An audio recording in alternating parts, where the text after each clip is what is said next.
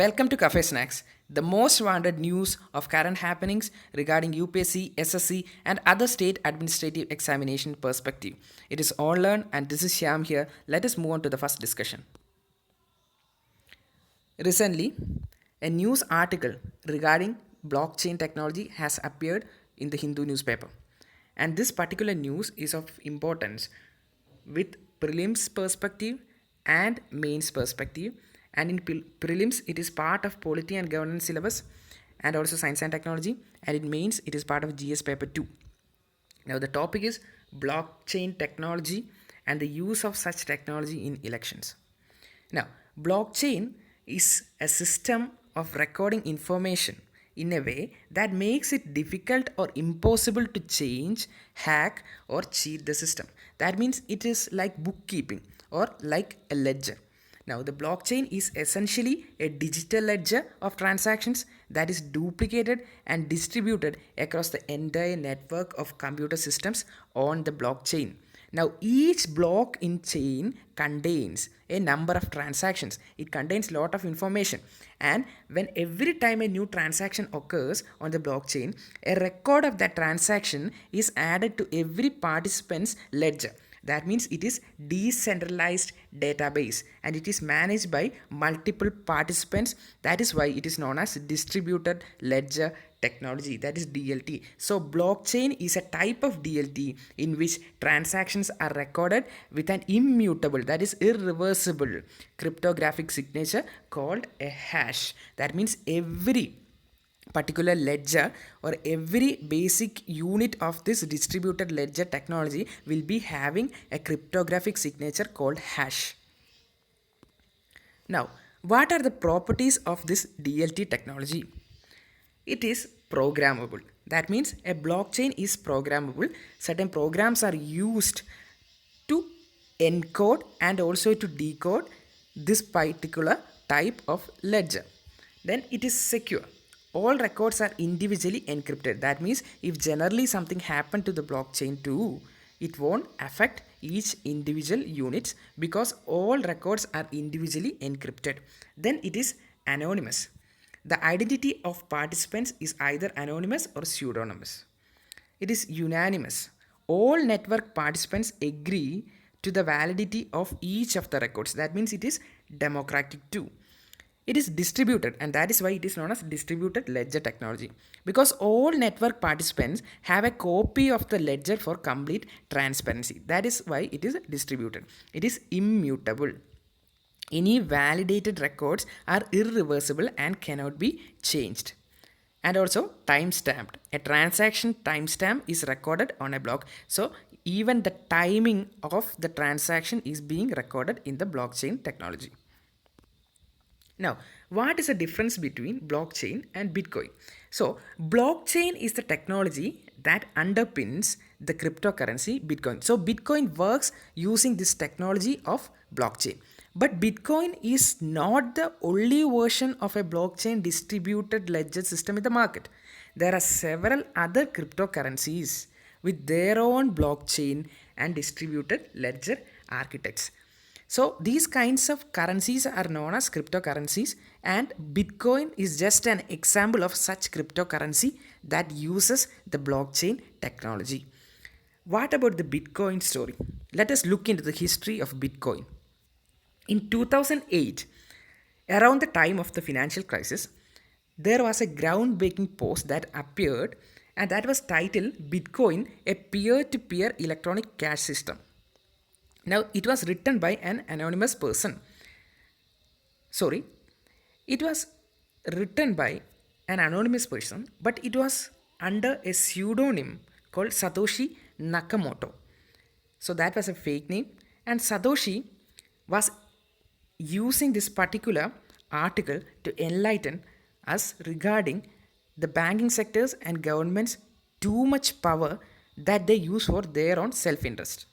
And Satoshi envisaged a new type of money called Bitcoin, and that is the origin story. Initially, Satoshi's idea was not taken seriously, but later it spread like wildfire and Bitcoin became a huge economic hit. Since it was formulated and launched in 2019, Bitcoin has grown to a network of around 10,000 nodes or participants which use the proof of work system to validate transactions and mine Bitcoin. So, there are two words, that is proof of work system and mine. So, what are they? Let us look into that. What is proof of work? Now, this proof of work principle, it requires that the people who own the computers in the network to solve a complex mathematical problem to be able to add a block to the chain. That means basically blockchain consists of many ledgers, individual ledgers. So they are like blocks. So each block will be having transaction information and also a crypto code, that is the hash. Now, in order to add an extra block, you need to do complex mathematical operations. Only then this particular block will be added to the continuous chain of ledgers. So that is to be remembered. Now you need to understand how does a transaction get into the blockchain? How does it work? How does the entire system work? First and foremost, a transaction is requested and it is authenticated. Then a block that is representing that transaction is created. This block will be having every information regarding the transaction. Then the block is sent to every node. Every node means to every participant. Then later the nodes will validate the transaction, and by doing complex mathematical problem they will validate it, and once they are validated then the nodes will receive a reward for the proof of work, typically in cryptocurrency. Then the block is added to the existing blockchain. Now the updated distributed system will be refreshed and the transaction is complete. And above, why does this particular news appeared? Because there was an initial recommendation by the election commission to conduct the voting procedures in India or convert the voting procedures to remote elections through blockchain technology. So the election commission in August 2020 held an online conference in collaboration with the Tamil Nadu e-governance agency TNEGA and IIT Madras, through which they explored the possibility of using blockchain technology for the purpose of enabling remote elections. Now, what are the benefits of remote voting through ledger? First and foremost, it solves the problem of ballot portability. That means it is very easy. Anybody can access from anywhere. For example, it will reduce the burden of immigrant workers, and it will be easily accessible to the lowest strata economic section. And also it will be useful for people in remote places, for example like army men, and it will help to increase the voter participation, and it is secure. Since there is a hash, every transaction is secured. But what are the problems associated? Even though the blockchain technology is considered as tamper proof, people say that still there can be hacking problems. It can be hacked. Then the requirement of physical presence and biometric authentication is another problem. In order to operate this one, a person need to handle his biometric authentication. In that case, the biometric authentication can be tampered, and that will affect the electronic voting method. And also it is not fully secure. That is another argument against it. Then they say that it is prone to targeted denial of services. What is targeted denial of services? Imagine that somebody tampers with this particular system, they tweak the system, and they delay the system. Then the service of voting will be delayed. That is prone to targeted denial of services. Then it is also prone to foreign intervention. If there is all these kinds of problem, surely there will be privacy leakage. The secrecy will be revealed. So that is all about this particular article. Let us move on to the next. There is a particular news article titled Center Releases Post-Devolution Grants to 14 States. And as per the syllabus is concerned, in the mains, it is part of GS Paper 2, Polity and Governance. The topic which we are discussing is the criteria of fund devolution. Now the report of the 15th Commission for the financial year, that is the Finance Commission for the financial year 2020 to 2021, is very important. The summary of the report need to be understood. The Finance Commission is a constitutional body that is formed by the President of India to give suggestions on center-state financial relations. And the 15th Finance Commission, and it is chaired by Mr. N.K. Singh, was required to submit two reports. The first report, it consists of recommendation for the financial year 2020 to 2021, and it was tabled in Parliament on February 1, 2020.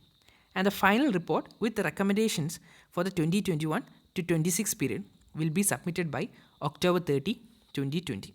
So this information is not much important. But what is the key recommendations in the first report?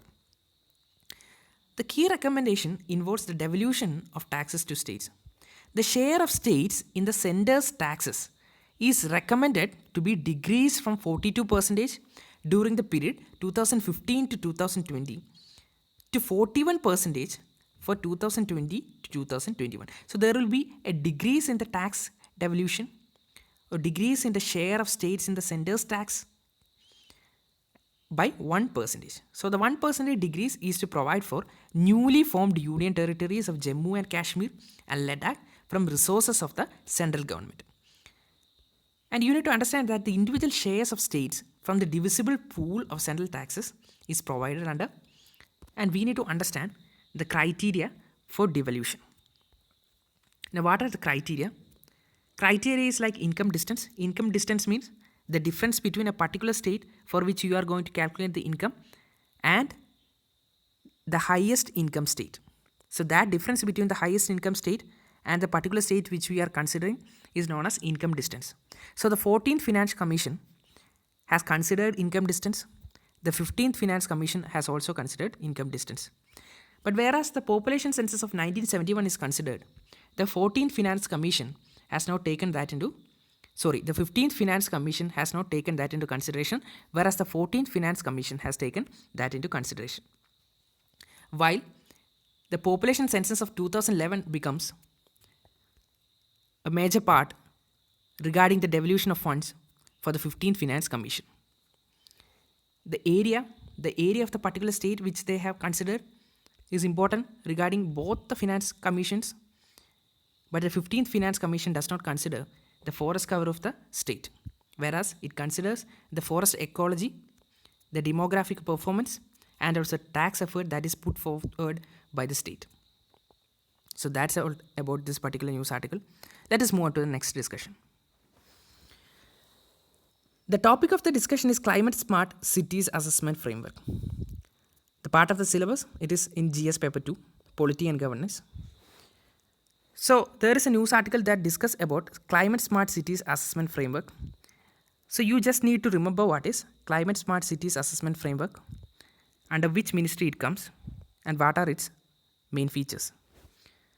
So first and foremost, you need to understand that the Ministry of State for Housing and Urban Affairs has launched the Climate Smart Cities Assessment Framework 2.0. So this is the second version, along with the Streets for People Challenge.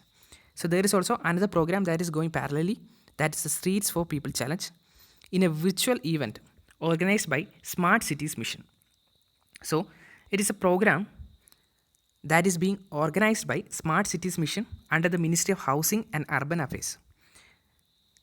So this particular program, the Climate Smart Cities Assessment Framework, has a major objective to provide a clear roadmap for cities towards combating climate change while planning and implementing their actions, including investments. In the last decade, you need to understand that there is an increasing frequency of cyclones, floods, heat waves, water scarcity, and drought-like conditions that have adverse impacts on many of our cities. And such extreme risk and the events have caused loss of life, as well as there is being a huge impact on the economic growth. And that is why the CSCAF 2.0 becomes important. The next news deals with IIP, that is Index of Industrial Production, and 8 core industries. So we are going to discuss about this indices, the syllabus as part of Indian economy under GS paper 3.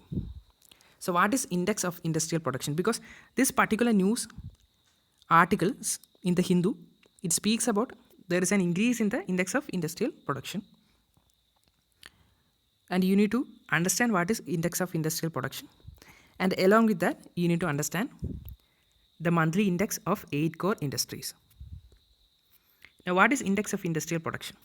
The index of industrial production is an index that shows the growth rates in different industry groups of the economy in a fixed period of time. So that means it shows the growth rate in different industry groups of economy within a particular period of stipulated period of time.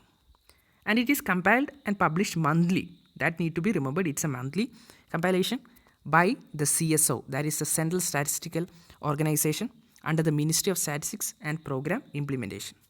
Now, IIP is a composite indicator. It consists of different measures, and that measures the growth rate of industry groups classified under broad sectors.